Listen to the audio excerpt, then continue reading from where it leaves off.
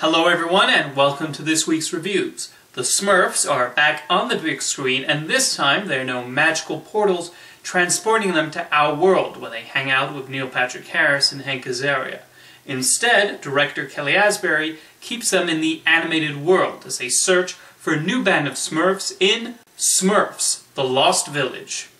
As a fan of Peo Smurfs creations, I am happy to say Kelly Asbury and the team at Sony Pictures Animation have created what is the best screen adaptation of those lovable blue beings 3 apples high. The world is beautifully brought to life by the animators, staying very faithful to the original comics. This is an incredibly imaginative and delightful film from start to finish, and I had the biggest smile on my face the entire time. The story is a charming one and also manages to explore Smurfette's place in the Smurf village.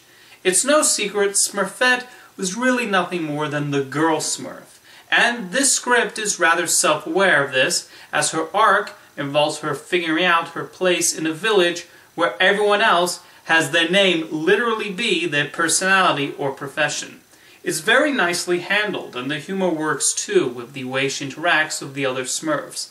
The filmmakers also remember that before Hanna-Barbera softened the Smurfs a bit, they were rather mischievous in the comics and prone to moments of anger, which is displayed here through the brainy, hefty rivalry. Gargamel also has some great moments, and his role as the villain is key in showing further Smurfette's worries and uncertainty about her role in the Smurf village. The character designers and animators showcase a lot of creativity with the various wildlife they encounter in the Forbidden Forest. The voice actors also fit their roles well, especially Rainn Wilson, Jack McBrayer, and Ellie Kemper. The one issue I have with the film is the use of pop songs, including, I'm not joking, Eiffel 65's I'm Blue. Couldn't resist, could you? Otherwise, I absolutely loved this film, though I grant you that might be more because I'm a Smurfs fan, and this delivered the Smurfs movie I've always wanted. Next up is the latest film from divisive director Terrence Malick, Song to Song.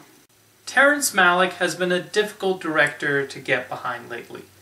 Recently he's gotten into the habit of making films very loosely, with not a script in hand, shooting hours of footage of his actors doing various things, and then cobbling them together in the editing room.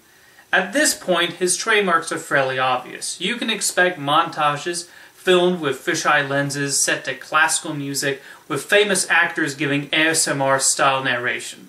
Song to Song certainly has that, but for the first hour at least, there is kind of a story going on, certainly more than what To the Wonder and Knight of Cups had. It's a love story told in the midst of a music festival as Ryan Gosling and Rooney Mara have a romance, while Gosling and Michael Fassbender collaborate on songs. The motivations are clear, and it's not hard to follow along. Even Malick's famous montages are well edited and well timed to the music, and still seem to move the story along. I understand what the characters are trying to accomplish, even when they decide to gallivant off to Mexico for a weekend, and Malick films a lot of windowsills.